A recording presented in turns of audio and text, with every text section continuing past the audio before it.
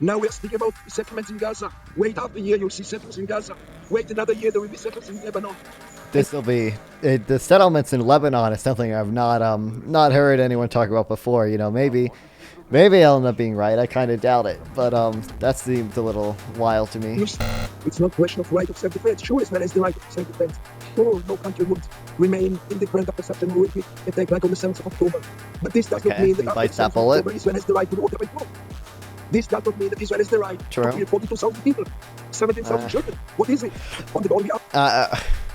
Okay, I mean, he's not now he's kind of just doing the, like, intuition pumping of, like, the...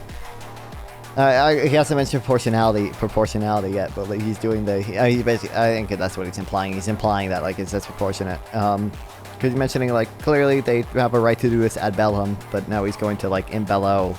It might be disproportionate based on the number of people they killed. So, like, we do this thing where, like, oh, you know, whatever the conditions, you know, for Israel to be attacked by, like, Hamas or whatever, are created by the occupation or whatever, okay?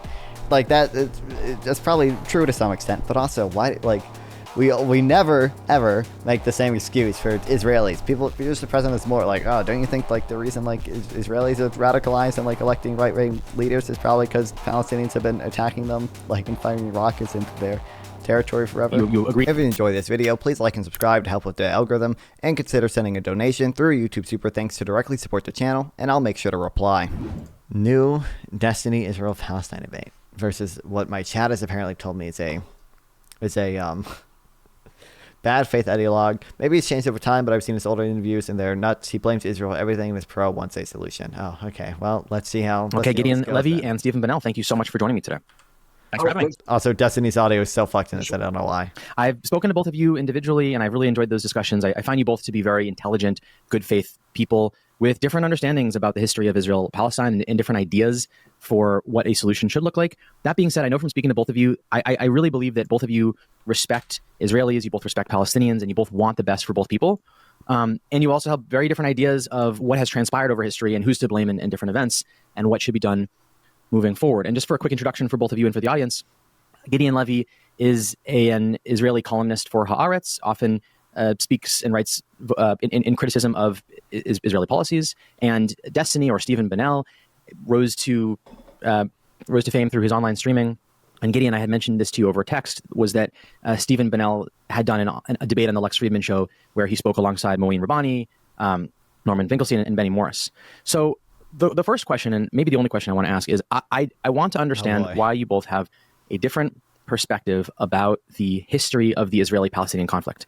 Gideon, and if by the way, if anything I say is incorrect, just correct me. But Gideon, the gestalt of what I learned from our discussion, I think is, your point of view is that the history of Israeli-Palestinian conflict has been one in which Israel has subjugated Palestinians to ethnic cleansing, to occupation, to oppression, and various forms of that. Whereas Stephen, you acknowledge that Israel has done things that are bad, but fundamentally, you see Israel more or less as a righteous country who's fighting for their right to be independent, and the measures they've taken, for the most part, have been for security. In other words, you don't see Israel as being sort of fundamentally perpetuating a suffering on the Palestinians without being driven by their own security. So that's what I want to tackle today. What is the difference in those two narratives? Gideon, let me pass it to you. Have I correctly summarized your view? Basically, yes. Okay. And so. And maybe you could just say a little bit about your viewpoint to have Stephen respond to. So I think that it's about time to start from the beginning. Sorry for my voice today. In the beginning is not 67, but 1948, and even earlier. I had once a girlfriend, a Palestinian girlfriend, and we were going to... Is he going to do the, like, oh, Israel was born into the original sin thing, therefore the Palestinians have basically... and the other earthquakes as well have, like, an infinite justification to try to get rid of it? On the beaches of Tel Aviv. Is that what this is going to be? Imagine yourself that now 1 million refugees are coming to this land and take it over. That's the Palestinian experience. They might understand the Holocaust, the history, but from their point of view, we came and took their land. And there is very little to say against it. Now, the beginning could have been different. The beginning was inevitable. My father came as a refugee to this place, running away from Hitler. He had no other place to go. He was half a year on the sea without having any opportunity to get to anywhere. But from the beginning, Zionism turned back to the Palestinians. The people without land arrived in a land with people while there was there. And ever since then, God, his audio is fucked too, we man. are turning our back to their rights, and we are doing anything possible either to kick them away and for sure not give them equal rights. And here I am. But Stephen, the way that Gideon, I think, characterizes the history of the Arab-Israeli conflict is what, Gideon? It's that Israel has been the one perpetuating ethnic cleansing for 75 years, has been enforcing a blockade that they've had no right to enforce, has been expanding into the West Bank, right? And you think that's unjustified because this is a people that was living there, and the Israelis and the Jews came in and started occupying land without a sincere desire for peace or for a reasonable solution with the Palestinians. They just wanted to take land. Is that accurate? No, Jake. The Jews had no other choice but to come here, but they could have done it in a different way. And they started this whole project by kicking them away in the 20s. Jews kicked away. At least it's not. I feel like most of the people with this philosophy do the all the ethnic cleansing is intrinsic to Zionism because it always means you're gonna have to deport, a certain number of Palestinians to establish a Jewish majority state. It's interesting that he's not doing that. Palestinians from the jobs before the Holocaust, before everything. They called it conquering the labor. That's not a way to get to a populated land. That's not a way to live with another people who has at least the same rights that you have. Yeah. I feel like that's kind of the weakest example of that. What he's talking about is the Hebrew labor stuff. So like he is right, like the Zionists would buy land from the rich landlords in Turkey, then show up to Palestinian tenant farms and be like, hey, we own this farm now. We bought it from the fucking rich landlord in fucking Turkey or Syria. And hey, by the way, we only want Jewish people to work in this land. But I feel like that's honestly probably the weakest case of expulsion that, or maybe not the weakest, but a relatively weak case of expulsion. Because I think there was more violent expulsion. Obviously, I don't think Israel necessarily had as a policy, intentionally expelled Palestinian civilians for the sole purpose of conquering land.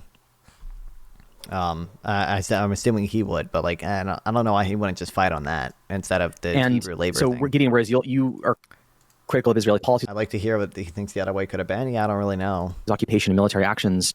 I think that, Stephen, your view is that a lot of these circumstances, it's Israel exerting their right to self-defense, rather than Israel just trying to oppress Palestinians. I mean, are you guys in total agreement about the history of Israel? Well, yeah, I feel like you're summarizing my position very harshly. Me and Gideon might. God, what? It's so bad. How is it so bad? It's a good microphone. I agree for a bit on this, actually. It's not just compressed. Something that people have a really hard time with when it comes to history is analysis without, I guess, moral judgment, or the idea that two different parties can both have adequate justification for contrary desires, right? So, I mean, as Gideon points out, I feel like it's fair that Jewish people wanted to immigrate to the Levant starting in the 1880s, and they did a lot of work internationally to secure rights from Great Britain. With the Balfour Declaration saying we're going to have a land here. The Ottoman Empire lost World War I; they collapsed. Britain had a mandate to rule this land. Jewish people were fleeing persecution from around the world, eventually into fleeing the Holocaust. So it's hard to say that Jewish people were wrong or morally in the wrong for that desire to immigrate and to more or less secure it through whatever financial or diplomatic means they needed to, at least with the people that owned that land at the time, which was the mandate was from Great Britain from 1917 afterwards. That being said, it would be ignorant to stop there because on the Arab side, your empire has collapsed, the Turks no longer rule you, and then you look and you see that Egypt has, their state there that they got, Iraq is getting their state, Jordan is getting their state, Lebanon and Syria are getting their states, but then in your area, a whole bunch of European immigrants seem to be coming in, and what's more, the people that have the mandate to rule that land are telling you, well, they're going to come and live here, and you guys need to figure that out. Until eventually, in 37, they were like, okay, well, this is probably not going to work anymore. It seems like it's unworkable, or it's become unworkable. So I think the issue is I feel like both sides had good justification early on.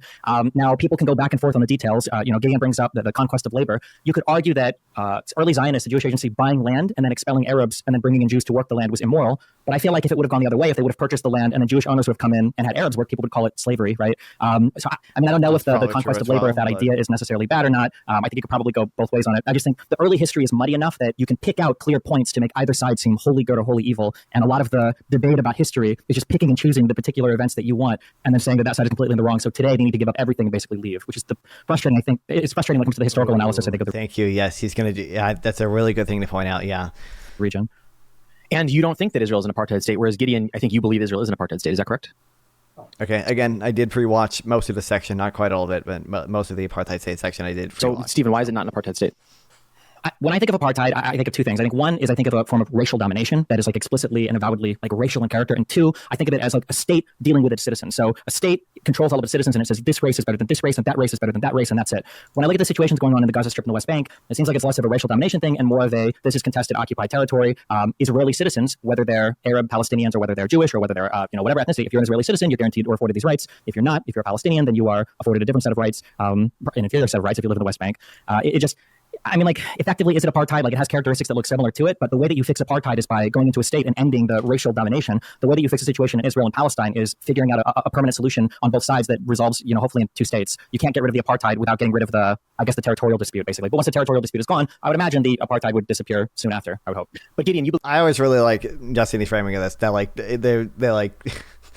Obviously, there's there's like some characteristics of like apartheid there, but like, and there's obviously a disparity in the way Israelis and Palestinians live. But like, none of this goes away without like addressing the occupation. So like, maybe we should just talk about like what's necessary for like the occupation to end. Like, I feel like that's the more relevant question here. I believe in a one-state solution, not a two-state solution, right? Why is that? No, I'm a great believer in the two-state solution, but Israel spoiled it. Israel left no room for Palestinian state. The two-state solution is fantastic. But I would like to tell Stephen, I don't know if you've been here. Have you ever been here? Yeah, I was there for 2 weeks, a few months ago, yeah. I wish I could go around with you to the occupied territories. And you would see in your own eyes 2 villages, one next to the other.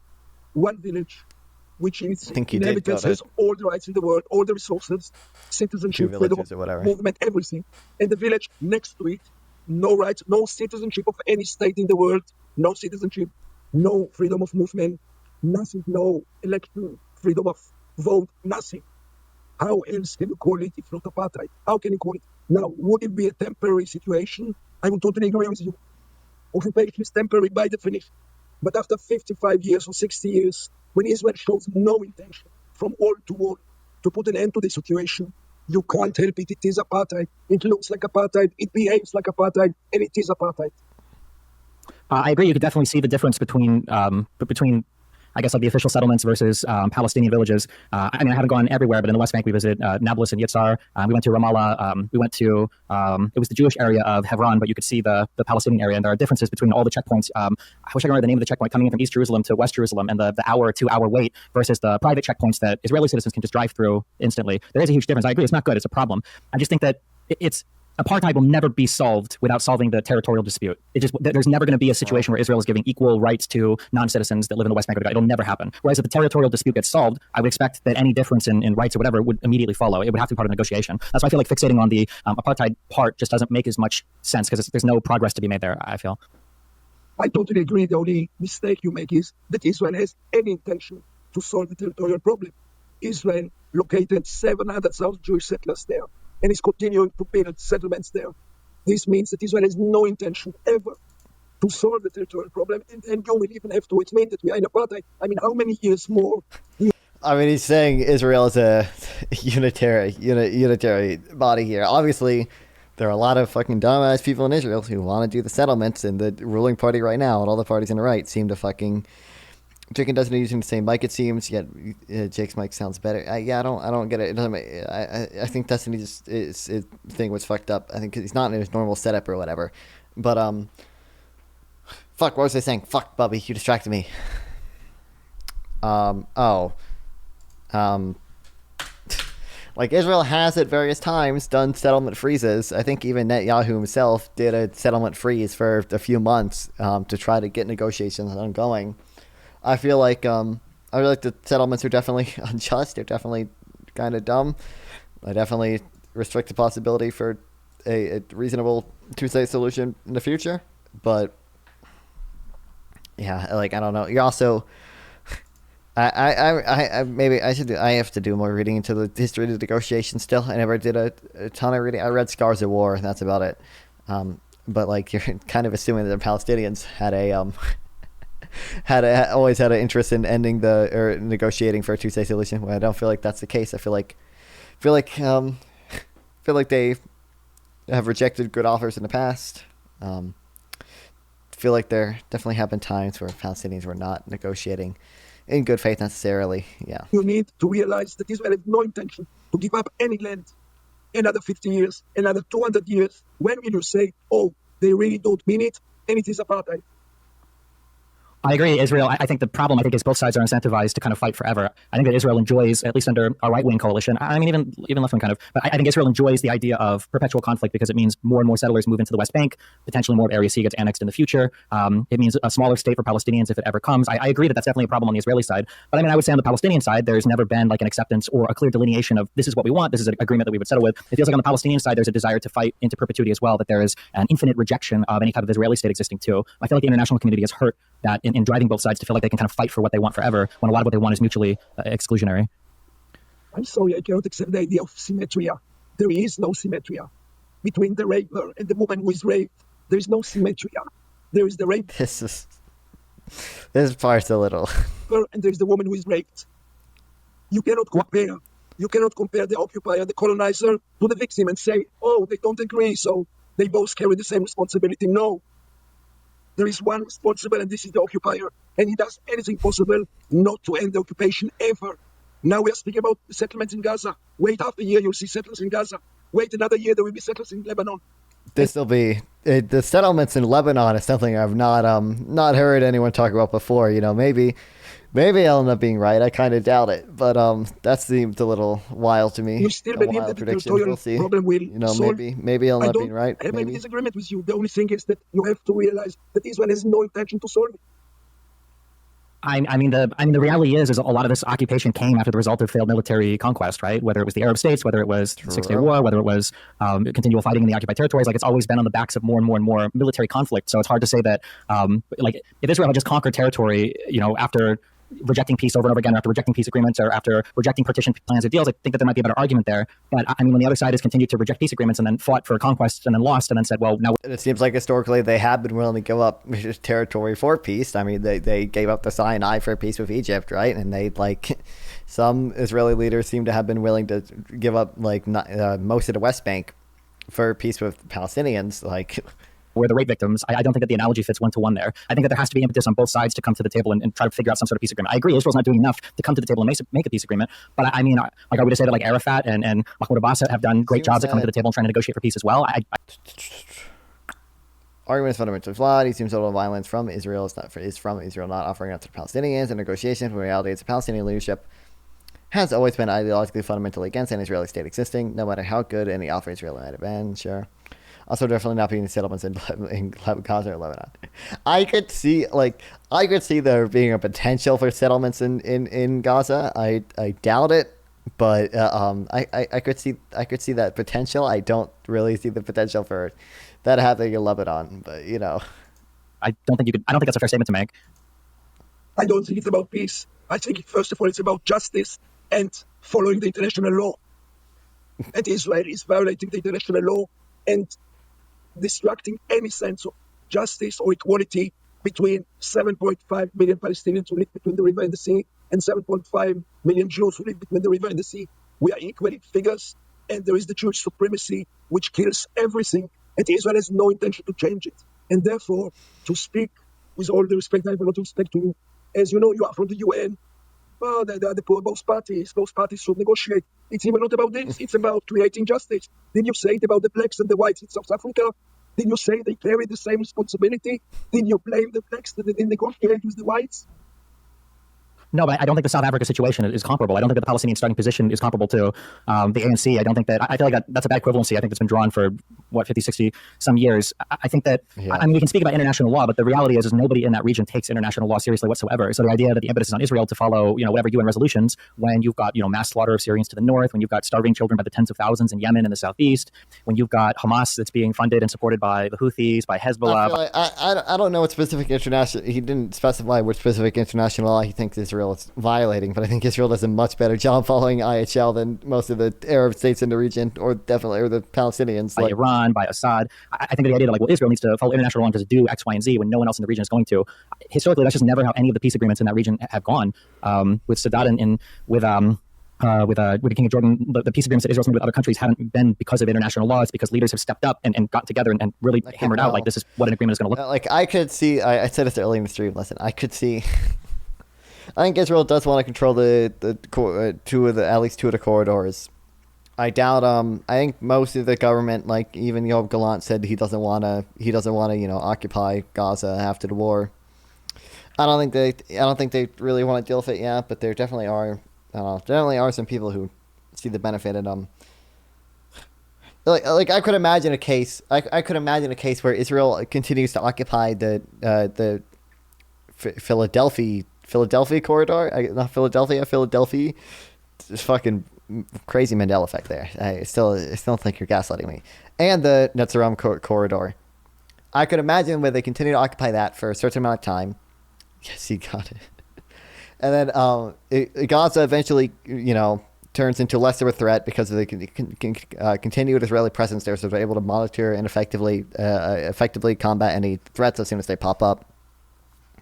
And because of that, added security in the Gaza Strip, you open up the possibility of Israeli settlements being there. I don't see that happening in Lebanon. Also, I also don't think it's likely in Gaza. I think it's just more likely than Lebanon. And I don't know. I mean, the real elephant in the room is the right of return. I don't know if Palestinians are ever able to accept any sort of long-term peace agreement that forgoes this infinite right of return for the land of Israel. Or maybe you're in agreement that they should be allowed to have 4, 5, 6 million people come back into Israel proper. Or you think that Israel should exist as a state for Jewish people, or should that idea be abolished?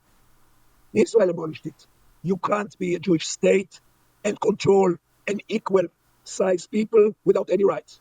You want a Jewish state, you have to have a Jewish majority. We don't have it anymore. So what kind of Jewish state is it? I don't need a Jewish state. I need a democracy. I need a just place. But let's live it. What doesn't that kind of... he said, Jewish people are the majority of citizens. The whole issue with the apartheid thing is that these people don't have the same rights. Dream about the Jewish state should separate from the Palestinians. If they don't do it, they are living in apartheid state. Do you think the majority of Jews would feel comfortable in Israel living in a state that no longer explicitly protects like a Jewish character, like one that's just a pure democracy with an equal, or where Jews are an ethnic minority? I think that in New York you could live very easily and feel the Jewish nature of New York. What does this have to do with politics? We will be here in Jewish. Whoever wants to feel Jewish can feel Jewish in New York and can feel Jewish in Israel. Many ways to feel more Jewish in New York. The U.S. is literally one of the rare exceptions of of a multi-ethnic society working really well, especially for Jewish people. But also with the amount of Nazi slop I see on Twitter nowadays, I don't know, man. I don't even know. Yeah, literally, there we go. Who knows? 100 years from now, maybe we won't be a perfectly safe place for Jewish people anymore. Goddamn. I don't think it's likely, to be clear, but holy shit. In Israel, the Orthodox feel more Jewish in New York than in Israel. But in any case, it's not about religion. It's about being a democracy. You mentioned all the countries around that. According to the international law, the only difference between Syria and Yemen and Libya and all those countries is that Israel claims that it is part of the West, that it is the only democracy in the Middle East. We are not compared to Syria. We are the darling of the West. We are financed by the West and supported by the West and armed by the West. But we are not ready to accept the basic values of the international community. Nobody thinks that Syria is part of the liberal world, but Israel is. And in its backyard, it has this brutal regime. So how can it go on like this? You suggest the Palestinians will wait another 10 generations until something will happen. What do you suggest to a young man of your age who lives now in Jenin or in Gaza? What is he supposed to do? Who lives now in Jenin or in Gaza? What is he supposed to do? What did he say? Suggest to a young man of your age who lives now in Jenin or in Gaza, what is he supposed to do? Who live now in Gaza? I understand what you're saying about how Israel fancies itself as a Western nation and should live up to maybe a different set of standards. But the reality is Israel is also surrounded by nations that don't hold themselves to that standard. And I feel like it's a challenging situation to navigate. Insofar as we should lay out more. What do you suggest for young Palestinians to do? There's a whole ethos, there's a whole history of a kind of attitude, I guess, towards the existence of Israel. But I guess in my mind, and obviously I don't live there, but the feeling I get in reading and talking to people and looking at the political discourse and looking at the historical political discourse, is it feels like the Palestinians there have never truly accepted the idea that any Israeli state will ever exist. And as long as that idea is not only pervasive, but in a way kind of encouraged by the international community, I feel like you're giving them enough to just keep the conflict alive. Why try to build, another state? Why try to build a city that's prosperous? Or why try to do anything when the whole goal needs to be resistance, and fighting against Israel? How many Israelis do you think accept an existence of a Palestinian state, accept the fact that Palestinians are human beings. Isn't it like, I'm pretty sure it's at least like 30% of them, right? It's probably down after, probably down after October 7th, or maybe it's up. 70, is this, Israeli Arabs, and yeah, 30% of Israeli Jews, okay.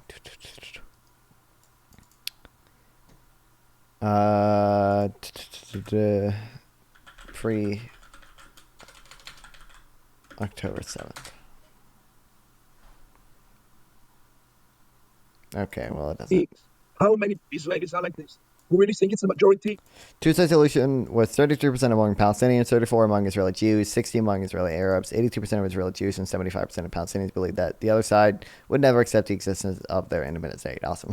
I mean, situations on the ground can change fast. I don't know what the current polling is. I don't think there's high polling for two states for either side. But historically, if you look at negotiations between Arafat, between Mahmoud Abbas, it doesn't seem like the Palestinians have ever put anything on the table saying this is what we would accept for a two-state solution. This is the type of deal that we would accept. It's always this like reject, accept 2 years later, and then continue the conflict. Like I don't know what the actual if I would ask, do you know what what is it that Palestinians would want that would satisfy them for some type of final arrangement? What would the Israelis want? It feels like for Israelis, it feels like the general agreement is some kind of security arrangement that leaves them feeling comfortable in the West Bank and the Gaza Strip. So whether this is, I think in Taba Summit, it was like 3 military outposts or whatever, and maybe control of the airspace to be handed off over time. It looks like some form of, I think in the West Bank, they want to do land swaps in order to keep the big settlement blocks near the Green Line. I think that settlements that are deep in should just be destroyed, in my opinion. I don't know if they would go with that or not. And then some sort of limitation on the right of return, which is a big one. And then some sort of access or visitation to the Western Wall without that being heavily restricted. It feels like it's like something in that ballpark. I feel like the Israeli government, I feel like, would accept. So why didn't he do anything about it? They tried in Camp David. They tried with Olmert and Abbas. I mean, they tried even 2012. 2012 Israel settlement freeze. Didn't they try to get negotiations going on again? I thought it was in 2012. Why does it?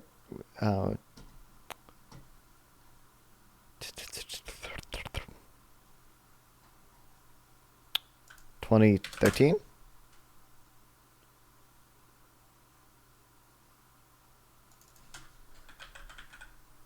Netanyahu settlements freeze.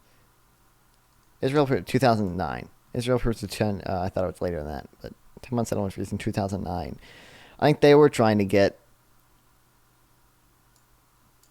negotiations ongoing in 2009. Even Netanyahu. They only built more settlements. That's the only thing that they really done. They built more and more settlements in order to sabotage any chance for partition. What Israel said is totally irrelevant. Israel under Labour, under Likud, did anything possible to prevent any chance of partition. I agree that expansion of the settlements, I think, was a disaster in the West Bank. I don't think anybody, nobody intelligent should. Who is to be blamed on this? Who can be blamed for this? I mean, people that want to push settlements into the West Bank, right? I think we all carry this responsibility. All of us Israelis are settlers because we enabled this. Sure, but I mean, the Israeli argument is that violence. All of them are settlers because they enabled it. We're doing the second thought Akeem baby settlers thing.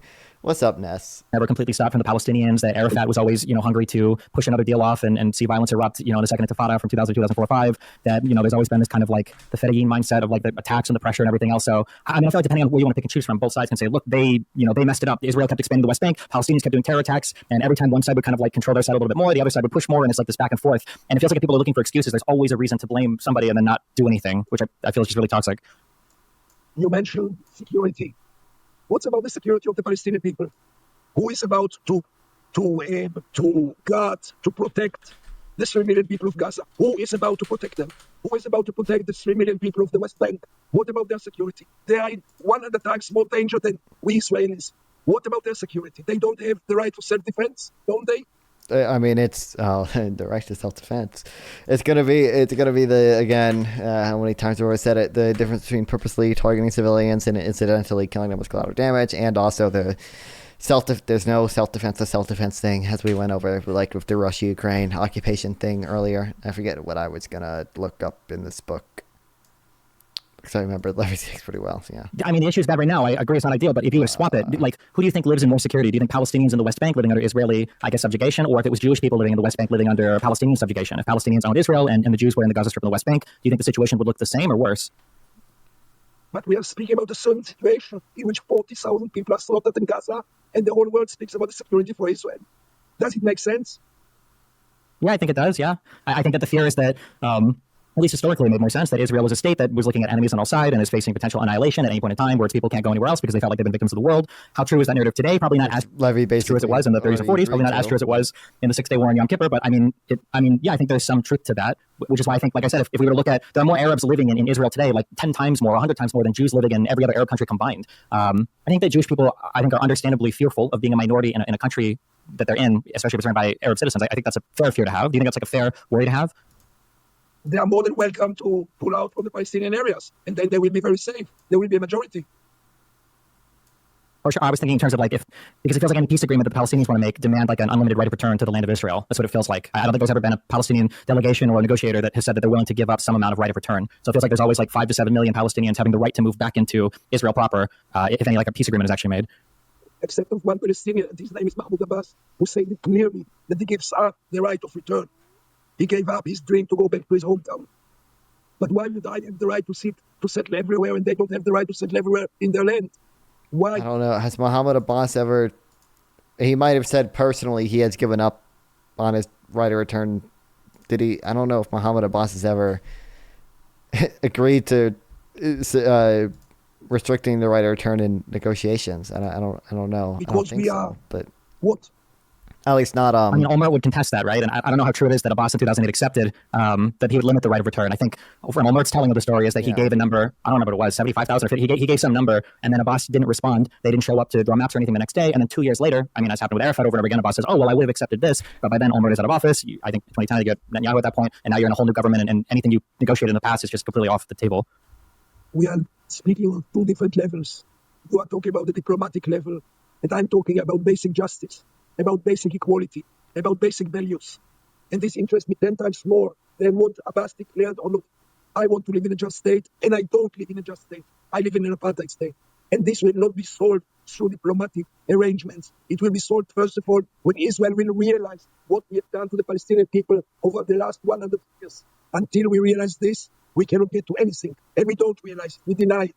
And you really reflect all the talking points of the Israeli propaganda, which is fine. I was in your place when I was young. I believed in everything you say. Until I realized that my brain was wrong for years. I was told we are the David, they are the Goliath, that they want to kill us, that they were born to kill, that we are the just ones and only the just ones, that we are the ultimate victims. All those things I was told until I started to look around and to realize that I was brainwashed. Yeah, I mean, I don't think Israel are the ultimate victims. I agree. I think that especially the very Zionists, the far right people played up a bit. And I think to speak to that, I mean, on October 7th, it's not like you had a bunch of Palestinians in Israel or the West Bank rise up and join in some massive third intifada. I think that's a huge achievement. I think it shows a lot to the mindset of the Palestinians living in Israel and the West Bank, that they're not all trying to kill all the Jews. I agree with that. But I mean, nothing historically in this region has ever come from some group of people just realizing a thing, right? It took commitments from Carter and Sadat to get Begin to come to the table and figure out peace with Egypt. And that only came after Israel's troubling performance in 73, right, in the Yom Kippur War. And it took the fall of the Soviet Union and the Madrid Peace Conference and talks with Jordan to finally get Israel to have peace with Jordan as well. Like, none of these things just happened spontaneously. Like, they were off the backs of either large wars or big like diplomatic efforts by leaders that were willing to stake out really brave positions. And I think that has to happen rather than expecting like a sudden change in consciousness from the entire society to change a particular thing. So by and large, well, I mean, that sudden change in consciousness would probably lead to different leaders being elected than Netanyahu, right? I think that would be the... With a state that did a mass killing, I don't want to use the word genocide, even though it has genocidal elements, who killed masses of people in Gaza, who destructed the whole Gaza Strip, who is now doing the same in Lebanon. You are comfortable with this. You really believe that it's all because of self-defense, the right of self-defense. You really believe that Israel is still the victim and the Palestinians are the evil ones. I don't know where to start even. I mean, I'm not comfortable with it. It needs to change, but just paying lip service to it and saying it's a horrible state of affairs doesn't do anything. If that would have worked, then we would have seen peace between Israel and the Palestinians, 24 years ago with Abbas. We would have seen peace, or I'm sorry, with Arafat. We would have seen peace with Abbas. We would have seen peace with the Great March of Return. It just doesn't happen. There's not something, there has to be leadership that takes a brave step to change the state of affairs. And until both sides feel that impetus, that pressure, nothing is going to change. Just pointing out the situation and going, this is so bad, it hasn't done anything yet. Why would we expect it to do anything in the future? My main complaint to you is that you look at both sides as symmetrical, and they are not. I try to explain it, and I'm trying again. We are not two symmetrical parties. Say the rapist and the woman again. We are the brutal, forceful, strong, regional, state regional superpower vis-a-vis people who live without any protection under the very brutal Israeli put for decades now. And whatever I tried failed. They tried extreme resistance, they tried diplomacy, they tried the legal arena. Wherever they try, they have no understanding. And how do you get out of it? If you deal with both parties as equals, you get nowhere because we are not equals. There is the occupier and there is its victim. And nobody can deny it now anymore after so many years. We just ran in a complete circle. It does seem it's probably going to bring up the like occupation was kind of created in the context of, Arab warring on Israel. Okay. Yeah, we're going to go, Jake. All right, because I feel like we can. I'm going to the point, but I think so Gideon feels that because Israel's the occupier and because the Palestinians are the victim, the onus is on Israel to institute peace and change because it's Israel that has these people. Justice. Peace will be the end of all. Maybe not peace. Because it's Israel that has control over these people and their water and their electricity, and they're way, way, way more powerful. And so the idea that both parties share equal responsibility for coming to the table diplomatically to institute justice and change, Gideon says, is just not rational. It's just not fair because Israel has so much. Israel's the winner in this situation. What's the alternative then? Does Israel force a peace agreement upon the Palestinians? Like, I don't understand what is the alternative besides both sides coming to the table to negotiate something? The solution is realizing that they are equal human beings and draw the conclusion. The conclusion is that Israel cannot do whatever it wants only because it is stronger. It's a generic. Just give them freedom solution. That's all it takes. That's all. Did you know that's all it takes? That's all that has to be done to solve it. Did you know? Because giving Gaza freedom by unilaterally withdrawing clearly worked out well both for Israel and the Palestinians, right? The conclusion is that not everything can be solved by violence. The conclusion is that not every injustice can be solved by another war. Although I'm sure he'll say Gaza's still occupied with the blockade and stuff, as he mentioned that earlier, right? So negotiations about the location of the border or about the outpost which will stay and the outpost which will be evacuated. First of all, I would like to see Israel realizing that it's not the only people around, and they are so far from realizing it. And therefore, it's about the international community to intervene. Also in South Africa, the whites would have never given up if not the international community intervenes, because the international community is saying apartheid will not prevail in our world. And now it's the time to do the same with the second apartheid state. You say it's not yet an apartheid state. You need more time to be sure. How many years? I don't know. The Palestinians cannot wait, but you can wait. Wait another 10 years and then we'll meet again. And tell you know what? It is an apartheid state. And then what? The world should just accept it and continue to finance it. Why do you disagree, Stephen? Seems like there's a fundamental disagreement here. I mean, I think, but I don't think. Yeah, there's like realizing something is bad doesn't. What does that mean? Like, what does that materialize in? I think there's some kind of agreement. Like, so Gideon, what is your proposal? Like, make it as sort of material as possible. Is your proposal that that Israel withdraws from the West Bank and lifts the blockade? What in specific terms? What would the solution look like? Specific terms can be, first of all, putting an end to the siege of Gaza. That's out of the question. This would be the first step I would take. Secondly, That's the first step. Does he mean that like right now? Like as there's an active conflict going on in Gaza, just removing the blockade unilaterally? I don't know. Raising all the settlements, not building one terrace in the West Bank. Okay, that's fine. Thirdly, deciding first with ourselves. Do we want to live in a democracy or in a Jewish state? Because both don't go together. Those who prefer the Jewish state can continue with the occupation, but then it's not a democracy. Those who prefer democracy must understand that it's either ending the occupation or giving equal rights to everyone who lives under the rule between the Jordan River and the Mediterranean. Equal rights, one person, one voice. That's my vision. It seems now far-fetched, but I think it's the last one remains. Because it's either we are living in one state. For over 50 years, we are living in one state. The only question is, what is the regime in this state? I would rather see it as a democracy. The only alternative is an apartheid state. There is no third way. So Israel and Palestine, but first of all, Israel. What does he have? He has the what's the girl from the Majority Report? The Emma whoever. The two-state solution is apartheid. Where are we aiming? Another war and another war and another war. So Gideon said three things. The first, Stephen, is ending the siege in Gaza. The second is no more settlements in the West Bank, and Gideon even characterized the settlers as terrorists. And the third point is deciding whether we want a Jewish state or a democratic state, and Gideon's asserting that those are categorically distinct. And I think what Gideon's saying is that ideally, in his view, he'd have one state where people have equal rights. So let's just go one by one, Stephen. Like the siege in Gaza, probably, I don't know what the military objective is there anymore. I haven't followed recent news about it, but... Is Emma hot or no? Decently, yeah. That's kind of an old picture of her.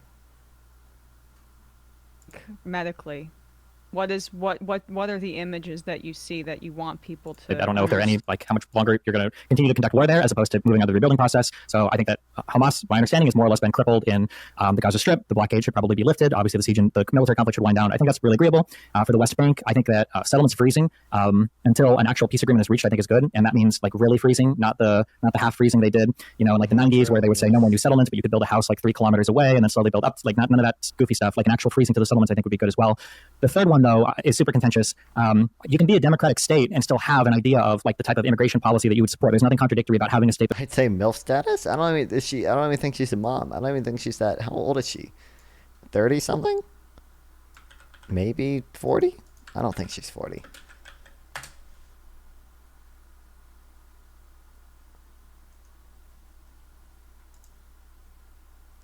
Yeah.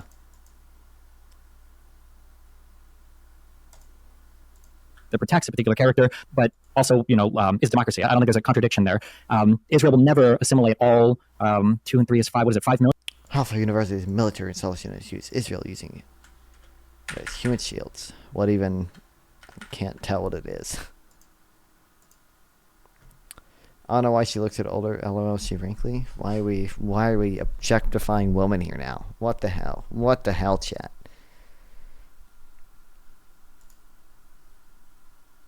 Can't tell when it's possible that they're doing this. I don't know. I think, between the West Bank and the Gaza Strip will never assimilate all of those citizens into their government for one person, one vote, because obviously the Jewish character of the state would disappear immediately. And I think Jewish people, rightfully, historically, fear what would happen, whether it's historically as living under Arabs or historically just being a minority in any area. And two, because there's absolutely no reason. Any Kasparian? I think Emma's hotter than any Kasparian. I think that if they were to live in that state and face severe problems, that the international community would help. It's very unlikely they would. It seems to be the case that the international community doesn't help almost anybody in that region. So I don't think that idea of that one state assimilation will ever happen, which is why I think it's probably important to move towards some kind of two-state solution for any kind of actual realistic chance at a lasting agreement. True. Do you see a situation in which Israel is evacuating 700,000 settlers, part of them violent people, and all of them destroyed? You don't have to evacuate. I mean, you can do land swaps, like I think he mentioned earlier. I feel like I have somewhere. Oh, that's my private. Okay. Strongest political group in Israel. Are you real? You really believe that this is possible? Or do you really believe that there is room for a Palestinian viable state? Also, I think this is more likely than a one-state solution regardless, right?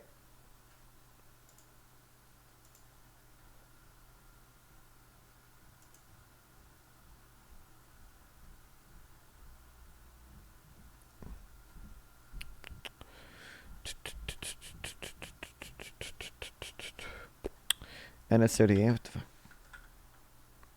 Anna lost the debate. I have no clue who that is or if you're trolling or not. I swear there was a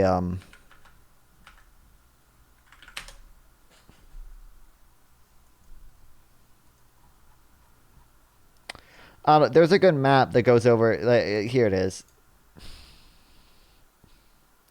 Where you can keep at like 500,000 of them with relatively minor land swaps. Without evacuation of all the settlers, Prime and even though 20% of their land will be populated with violent colonialists. I think there's plenty of room in the West Bank. There's a ton of room in the West Bank. The idea that it's some strip land with no space for anybody, I don't think that's true. But I mean, there should be some sort of land swap or something should happen to make right what's probably going to be an annexation of more Area C territory to annex the big settler blocks. I agree that more land should be given to Palestinians to make that right, up to 100% or whatever, make that okay. But I don't think the issue is one of space. I don't think that's a real concern. It's not a question of space. It's a question that there's no room which is Palestinian. It's all for resettlement, deliberately, obviously. You cannot have a state with 700,000 people who will do anything possible to sabotage it. What kind of state will it be? Not to speak about the idea that it should be demilitarized. I mean, Israel has the right to have all the arms in the world. What does he mean by that? 700,000 people who will do anything possible to sabotage it. What kind of state will it be? I don't know what he's saying by that. If he's either just saying like the settlers are like undermining two-state solution, which they've kind of already ran through and like already have agreed upon, or he's saying that like clearly the Palestinian identity or like a Palestinian state might be undermined, and their right to determination restricted if 700 Israeli settlers are living there and are granted the same rights as the Palestinians. If he's implying that, then that seems to conflict with his argument before between you can only be either like a democracy or a Jewish state, and like when they ran through that whole thing. That it should be demilitarized. I mean, Israel has the right to have all the arms in the world, and the Palestinian state, everybody agrees, should be demilitarized. Why? What about their right to self-defense? I mean, I would hope that the demilitarization thing would be an agreement that would ease over years. I guess as the security situation is assured. I think that's basically always been the. I mean, one, there's a difference between who is acting in self-defense here. Obviously, people disagree upon this, but like obviously, like I would say, like the pro-Israel people would say, Israel's the one acting in self-defense. Therefore, it kind of makes sense that the people not acting in self-defense have to demilitarize, and also the Palestinians, again, purposely target civilians versus Israel, who doesn't. So it kind of makes sense to ask them to demilitarize more when they, yeah. But also, I said Destiny voice, so his microphone is fucked up in his video. On both sides. I agree that the West Bank should be contiguous, that the really deep, I think settlements like Yitzhar, like Ariel, there are deep settlements that I think should just be either destroyed or just given to whatever Palestinian state exists. I don't agree that you can create a West Bank that has all of these random Israeli outposts turned settlements like dotted in between. I agree that those should be gone. I think only like big blocks near the Green Line should be incorporated into Israel proper if an agreement is reached. But there's never going to be a one state. That will never happen. Right? Even moderate Israelis would never agree to be a minority in an Arab state. This would never happen. There's a greater chance that every Israeli, and Palestinian citizen come together tomorrow and sing songs of peace and make a two-state solution before one state solution is ever accepted, which has never happened. True. And why do you think, Gideon, that can't you empathize with why Jews would want a Jewish state? Most welcome. I don't need it, but those who need it, most welcome. But then you have to live in a Jewish state, namely with a Jewish majority. It cannot be a Jewish state with no majority. But Stephen says that is still. Stephen, you're saying that can still be democratic, yeah? Yeah, I mean, there's a Jewish majority state right now, but it requires basically the subjugation of the people in the West Bank and Gaza, right? In Israel proper, I believe it's 7 million Jews and about 2 million Arabs. And then there were Palestinian Arabs, and then in the West Bank, I think it's around 5 million, and then I think in the Gaza Strip, I think it's 2 million. Or it might be 3 million in the West, but basically it would be about an equal number, a little bit favoring the Palestinians there if they were to incorporate everything, which, yeah, obviously, and then plus the right of return would make it so the Jewish people would completely lose their ethnic status and protections as being a majority there, and now they would be ruled by Arabs again. There's no way that even moderate Israelis would never accept that living condition, I don't think. So Jews from the whole world who have never been here have the full right to come here, and Palestinians who were born here, whose parents were born here, have no right to immigrate here. This sounds to you like justice, right? I mean, the reality is I mean, like they tried to separate the land in 47, and the Arabs, they didn't want it, and they launched a war of extermination against Israel, and they lost. So I mean, like this is the situation that we're in now. They tried it again in 67, and they lost. So I mean, this is the situation as it is now. I agree, it's not ideal, but the idea that after losing wars like that it's like, okay, well, all of these refugees that we've like continued to extend generation after generation, now they all want to come back and live in your state. I don't know any other state that would ever have such a condition like that. It would just never happen. We have the refugees from 48 who are somehow only returning right now. Like, but realistically, no, I don't see that all of them will come, but there will be an equal immigration policy. Wait, who surgery is cheated? I don't know either of them got surgery. I don't know. I don't really care. But wait, I don't think. By the way, I don't think that all of them want to come. It's always those demons that we build ourselves, only to convince ourselves that there is no partner and there is no chance. But what? Yes, describe me. You can now decide, Stephen. What will be here in 10 years' time? What will be what in Israel was what? What will be here in 10 years? What would be your intent? In 10 years' time. Assuming what? Nothing happens right now, or where are we aiming? Right now, I think Israel is aiming towards destruction. I think that Israeli leadership has very arrogantly assumed that they can just kick the can down the road on the Palestinian problem and ignore it forever. And obviously, that is a huge mistake. It shows a huge amount of hubris. It shows a lot of arrogance. It shows a lot of idiocy. It's not good. Yeah, right now, I think Israel's on a very, very, very bad path because the international community won't bear the Palestinian living conditions for forever. The Arab citizens in the surrounding states probably won't bear it forever. The Palestinians within Israel are a vector through which Iran or other proxies can attack Israel. It's disruptive of the entire Saudi versus Iranian axis to have this problem here. I think Israel's in a really bad spot right now. And I think Israel largely has itself to blame for not being more aggressive in solving this issue. I do agree with that. So what will change it? What will change it? Personally, probably nothing. That's what it seems like. It feels like historically the United States has been a big mover. Everyone's doomer now. I don't know. I'm a doomer too now. I don't see it fixing it. It being fixed anytime soon. I don't know. Carter, I think, was a really big reason for a peace with Egypt. Bill Clinton really wanted to do something with Arafat and it was Ehud Barak, I think, right?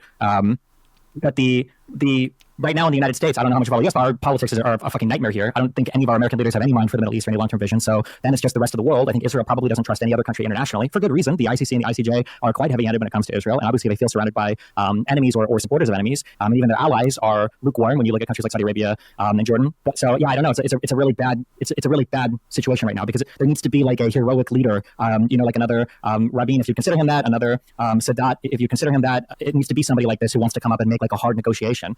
Maybe another Sharon type figure to say we're taking half the settlements out of the West Bank in order to make this peace agreement or something like that. But yeah, I don't see an end or anything right now because both sides just have mutually exclusive desires. I don't know.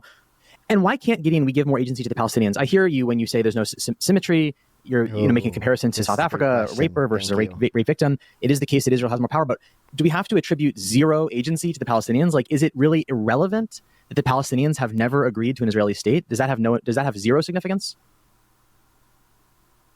You are disconnected. I didn't hear you. Yeah, let me repeat. So I hear your point about there not being a symmetry between Israel and Palestine because Israel has more power, and therefore the onus for diplomacy is the occupier. It's not only about power. They're the occupier. So the onus. So the onus is more on Israel to create diplomacy and justice. But my question is, should we really attribute zero agency to the Palestinians? Doesn't the fact that Palestinians have never agreed? I mean, okay. To be fair, Israel has an obligation, I would say, one, morally, and two, also under IHL, to negotiate to end occupation. And any action that they take to undermine negotiations negotiations to end occupation are actually illegal under IHL. So, to an Israeli state, doesn't that matter at all? I understand they're as you say, the victim, but do we attribute zero agency to them? Shouldn't that matter a little bit? First of all, Arafat was recognizing the state of Israel, but I don't want to get to this corner because it's not about, when the Palestinians recognize Israel is saying that they don't. And when they don't recognize it, then they don't recognize it. Both things are marginal. Is there a real will of Israel to perceive the Palestinians as equal human beings, yes or no? And the answer is no, with the capital N. And as long as this is the situation, no diplomacy will solve unless the international community will decide that. I don't think he's entirely wrong, but he's not answering the question very well. That after what happened in Gaza and Lebanon, it is unacceptable that Israel will be part of the liberal world because it is gay-friendly. And then we'll see what will be the consequences. Israel will not wake up one shining morning and say, oh, the occupation is not so nice, let's put an end to it. It will never happen. So what, Destiny, do you agree? No, I mean, conditions on the ground can change dramatically if the leadership is there for it. But I mean, you have to have I don't think anybody would have thought that Israel could have ever been at peace with any surrounding Arab states. And it took a huge commitment from Sadat, going before the Knesset and speaking to Israelis and the suspension, I think, of Egypt from the Arab League for I think a decade for him to do that. And it was a really big movement. And it showed that there can be a country that can be at peace with Israel. I think that Begin said, I think he said he would never give anything up to an Arab state, and they ended up giving back the entire Sinai to Egypt. I mean, it can happen. I mean, Sharon's decision to disengage from Gaza was incredibly unpopular. But I mean, he did it. It was probably for the best. He wanted to totally disengage from the West Bank too. That would have been probably even better. I think he ended up pulling out 9 or 10 settlements. But there have to be brave leaders to do it. There is no Holocaust without Hitler. There is no peace in the Middle East without Carter and without Sadat and without Begin. There is you need these people, you need these leaders and these figures to come up and make these brave commitments. And the people will change accordingly. The people's moods and minds will change. I think if leadership is there. Right now, if you poll people, nobody's in favor of a two-state solution on the Palestinian side or the Israeli side. But if it came out tomorrow that Netanyahu and Abu Mazen came out and they had agreement and they were like, hey, listen, this is what we have. We've agreed to literally everything. You're not gonna like some of it. They're not gonna like some of it. But here it is. I think people's minds would change very quickly if that was 100% on the table, ready to be agreed to, and everybody was okay with it in leadership. I would say. Yes, but listening to you, I come to the conclusion that we will make now to another leadership. Israel wants justice, but it's just a question of the right leader in the right timing. But my claim is that Israel did anything possible to sabotage any kind of settlement from 67 and maybe from 48. It never had an intention really to give up territories or really to let Palestinians have a sovereign state. Never for a moment. I don't know if I would agree with therefore, that. I claim that just waiting now for the right leader is just playing into the hands of the occupation. So it will last another one. Because the right Rabin will not be born. Stephen, do you agree that Israel has been sabotaging justice from the beginning, like Gideon says? I think that sabotaging is a rough word, but the way that I would describe it is Israel will grit its teeth and accept peace, but if the Arabs want to fight, Israel welcomes the fight because it's an opportunity for them to expand kind of their hold on things. But I mean, it takes two to play in that situation, right? At any point, a lot of the Israeli project could have been unplugged if the Arab states would have been like, okay, you know what? We will agree to this. Fine. In Lausanne in 52. Fine. Take a Gaza Strip, 200,000 Palestinians, here's your territory, boom, that's a state. And then you're done. And then you make your Israeli state, and that's it. And Israel doesn't get to expand into the West Bank because there is no 67 war because there's peace. But the Arabs have always been willing to fight because they never accepted peace. Israel's always been willing to return the fight because it means that they get to expand with this righteous anger. And both sides have just, been fully incentivized to fight with each other. But as time has gone on, it hasn't gone well, I think, on the Palestinian side. That's why you've seen all of their allies drop off, in the Arab world, where they're finally like, okay, well, fighting with Israel kind of sucks. We're done with it. And now the only allies that are in the Palestinian corner are Iranian proxies. It's not good. And I'm not even trying to say one's not necessarily right or wrong in all of that. I mean, I understand why the Palestinians would fight. Of course, you've got a bunch of Europeans that are coming to settle your land, and they bought shit and they kicked you out, and you're like, well, screw this. Like, yeah, of course we're gonna fight. But I mean, at some point, yeah, something has to be figured out, permanently. And yeah, Gideon, what Stephen's saying is that the Arabs have always been willing and trying to fight and not accepting anything, and that's the other half of the puzzle. Do you disagree with Stephen? I make a separation and differentiation between the Arab states and the Palestinian people. The Palestinian people are struggling over the rights. It's the most legitimate struggle. And by the way, even according to the international law, which is irrelevant, there is the right to struggle also in a violent way if it's about your achieving your rights. I know he's referring to like wars of national liberation, which you can debate whether this one is. I would probably side with no, but are struggling over their rights, and they will not has the right to say nothing with Israel. Bad, true. American Welcome, maybe the Palestinians will give up one day. Welcome back. Maybe the fate will be the same. But meanwhile, they will continue to struggle. And my main cause is to try to get them their basic rights one way or the other. And it's not about having peace with them. It's about giving them what any other country, any other people in the world deserves. Imagine yourself, Stephen and Jay. They are, I think, the only people in the world without citizens. Can you imagine yourself? They are not citizens of any state. What does it mean? How can the world accept such a phenomenon that 5 million people have no citizenship? What is it, if not apartheid? How will you call it? Not for interim. Oh, now they're doing. Did you see the wealth tax tweet I sent? Yeah, I did. Yeah, I sent it to Vippy. I don't think he said anything yet. Other people in the bosses server did, but yeah. Okay, to be fair to this dude, I feel like he's rehashing the same apartheid point, which they've gone back to like 5 times now. Or I think it's like the 3rd time. I feel like he makes. He's not horrible. He's not like a. Okay, I don't think he's a bad third actor compared to Finkelstein, and even compared to people like Mehdi Hassan or people like that. Like he's not doing like the moral grandstanding. Maybe he does another conversation, but like this has been like a pretty like decent like history focused conversation, and like what's the solution conversation, like what's necessary for each side to do a conversation without just like repeating like, oh, genocide, Israel should just stop the killing, stop the genocide, family residential apartment building bombed, Israel bad. I feel like it's been a decently fair conversation. A period of time, but permanently, no citizenship, no right of anything. Can it continue like this until the leadership will emerge? Yeah, I think clearly so. Okay. So you but you think it's bad, right? Okay. I tend to try to drill into things a little deeper than some. We agree on it, but it's bad. So one more point is use of force by Israel against Hamas and Hezbollah. I think Stephen thinks that Israel's actions are some form of justified. I think. Stephen, don't let me speak for you. I know that you've been of course. Yeah, against Hamas and Hezbollah, sure. Yeah. People obviously can argue over what that looks like, yeah. Yeah, and to the degree to which it's, I think you guys both agree that what's going on in Gaza is going a little bit far. Maybe they should stop the siege. But more broadly speaking, Stephen, you see Israel's response to Hamas and Hezbollah in the way that, any state has the right to defend itself and would if they're attacked by terrorists, right? We'll see if I have to take back the statement I just There's made no state in the world that wouldn't launch a counterattack if, there's rockets flying into their country. But Gideon, I think you see it differently, right? I mean, how do you see Israel's response currently? What's going on in Lebanon and Gaza today? Is it crazy for me to say that's Israel's self-defense? What is it? It's not a question of right of self-defense. Sure, Israel has the right of self-defense. Sure, no country would remain indifferent after such an horrific attack like on the 7th of October. But this does not mean that after the 7th of October, Israel has the right to do whatever it wants. This does not mean that Israel has the right to kill 42,000 people, 17,000 children. What is it? Okay, I mean, he's not. Now he's kind of just doing the like intuition pumping of like the. He hasn't mentioned proportionality yet, but like, he's doing the. He basically, I think that's what he's implying. He's implying that like it's disproportionate. Because he's mentioning like clearly they have a right to do this ad bellum, but now he's going to like embellow. It might be disproportionate based on the number of people they killed. Self-defense. This is unacceptable. And more than this, I want to ask: do you really think that Israel is a more secure place today than 1 year ago? I doubt it very much. Your thoughts, Stephen?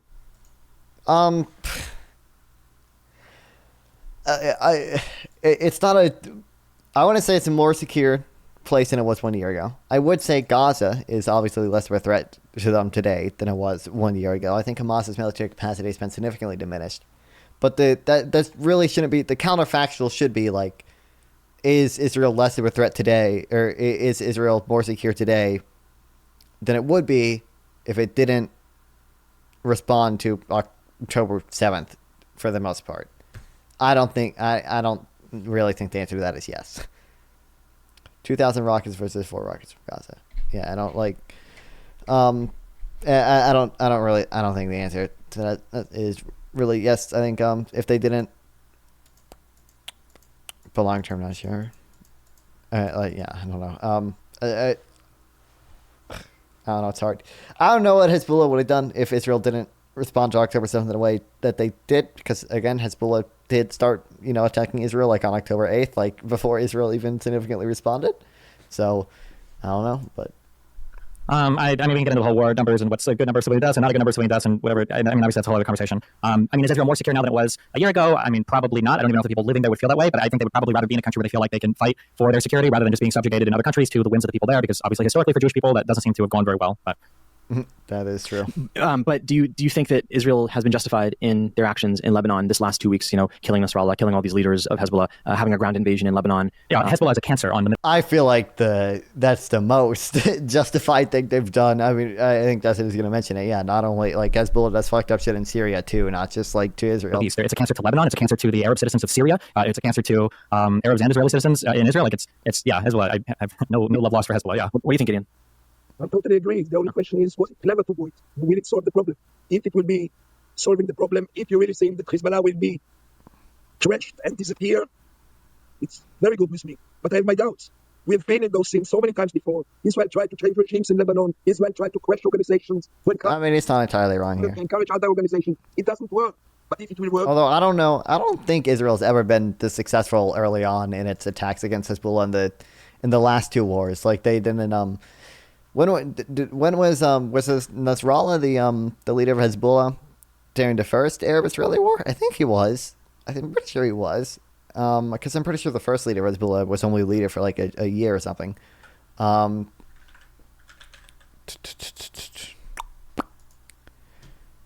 Clearly, they didn't succeed in killing him in 2006 in that conflict. In office, 1992. Oh, no, he wasn't then. Okay. Go ahead.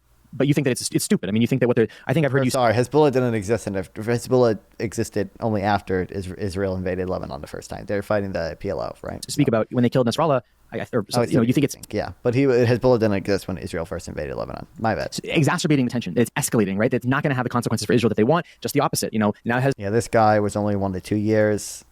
This guy was only 291 days. Hezbollah is going to be more emboldened, and it's going to spur other terrorists to come out of the woodwork. History told us this. And more than this. Wait, is this guy still alive? What? We don't have a picture of him though? Oh, yes we do. What does he do now? Is he just chilling?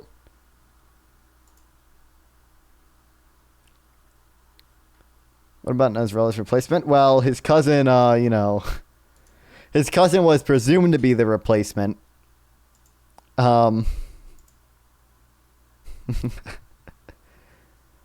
He's also dead now, so it's very explosive. So why do you disagree, Stephen? Why do you think it's the right thing for Israel to be attacking Hezbollah in the way they are when Gideon's saying that this could have the counter effect that Israel actually wants? The job, I would imagine. I don't know if we disagree.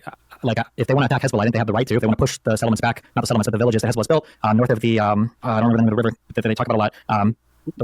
The tiny river. Yeah, if they want to push things back a little bit more there so they can feel more secure, they can do that. But it's like I don't know if you've ever worked a job where you've got like the big like squeegees where you're pushing the water on the floor and it's raining outside. You're doing that, and it only lasts for so long. Like it's not a permanent solution to anything. It's just it's a temporary solution, right? I mean, how many wars in Gaza were there? 2008, 2012, 2014, 2019, if you count the border riots, now 2023, 2020, how many wars in Lebanon were there? There was the whole civil war in the late 80s, early 90s, there was 2006 for a month, and now there's 2024. Like, it's obviously it's not a permanent solution. It's not fixing anything. It's just kind of kicking the can down the road. There has to be something more. Yeah. But on the other hand, Stephen, I mean, tying this into not just Hezbollah, but Hamas, I think that you would say, Stephen, that Israel's use of military force is necessary, generally speaking, to protect Israeli citizens from terrorist threats like Hamas and Hezbollah. Is that accurate? Yeah, it is. But like, you just have to be... It's the Palestinian issue has to be figured out, right? Like if I lock a bunch of people in my apartment, eventually they're gonna get really mad. They're gonna try to attack me, and I might even be justified in fighting back against them. But I mean, what do you think is gonna happen?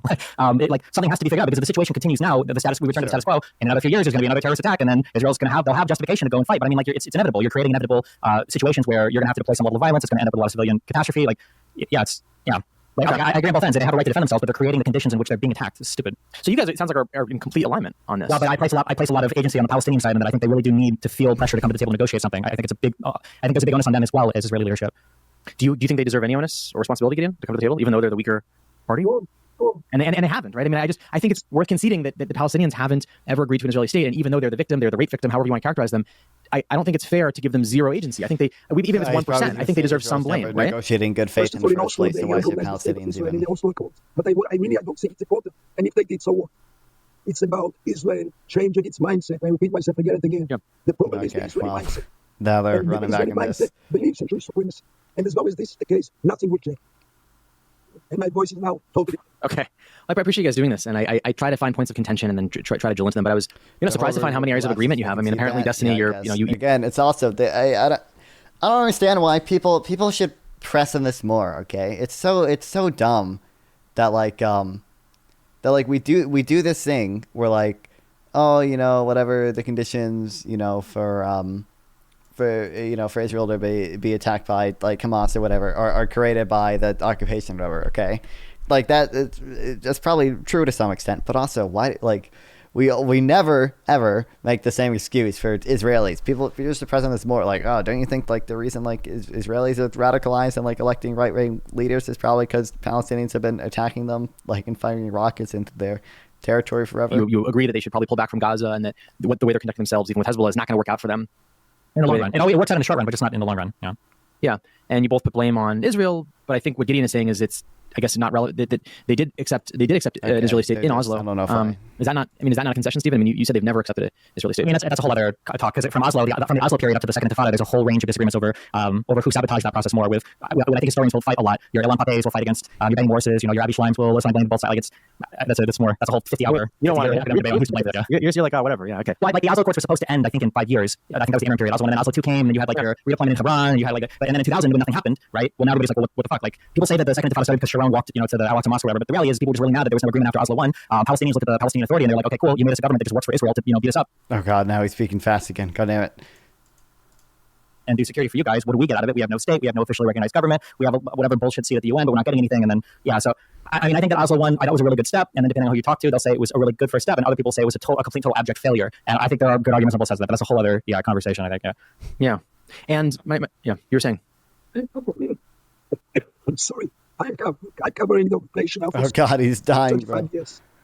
And what I saw really very curious when I saw. And it shaped my political views, obviously.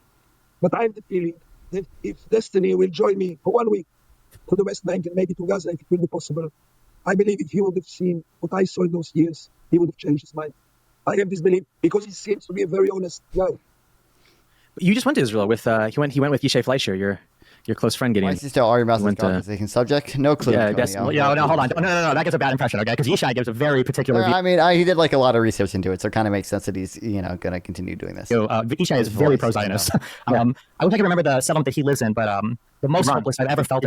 Does he live in Hebron? There was another settlement nearby that he took me to, and I talked to settlers out there, and that was probably the most hopeless I've ever felt about any peace happening, because those settlers are fucking crazy. The situation in the West Bank is it's a whole other thing. The problem is people make it sound like the biggest issues are like lack of food or lack of whatever, but the real issue is, in my opinion, is humiliation, right? That after October 7th, you have, 136 of these random checkpoints. Sometimes they're not even manned, but you might have taken a certain road to get to work or to go somewhere, and now you have to drive, 45 minutes out of the way just because there's some new random bullshit checkpoint. Or if you want to drive into Israel, you've got to wait. I walked down the line of cars and talked to people coming into Jerusalem, and people are sitting, and you ask everybody in the cars, they wait 1 or 2 hours just to get into West Jerusalem. You look after October 7th, all of the work permits were revoked for people in the West Bank, and now what? They have no money to make, they can't do anything. Some of them sneak over the walls, and the Israeli government knows, and they don't do anything because people need to wait. And it's just like, it's not good. And you go next to some of these settlements, and you can see immediately you're in a very nice Israeli settlement with running water, with electricity, with electric gates, with men with M4s, and then you look down the hill, and all the Israeli settlements are sitting at the top of these pristine hills, looking down on the valleys of the Palestinian villages with the black water tanks because they don't know if they'll have water 24/7. Yeah, it's not good. It's not a good situation. I agree 100%. And what do we do? I mean, Stephen thinks, well, what do we do? How do we create peace? Well, we start with a tour of me and Destiny in West Bank. Okay. Well, guys, thanks so much for this. I mean, I really. I think I don't know. Destiny, I think, was opposed to any tour before, right? I think he because he had been invited by multiple people. If you want to chat with me live, sub here or go to Nonfon 420 on Twitch or Kick via the links below. Once again, please like and sub to help with the algorithm, and consider sending a donation through YouTube Super Thanks to directly support me, and I'll make sure to reply to any question you ask. See you guys next time.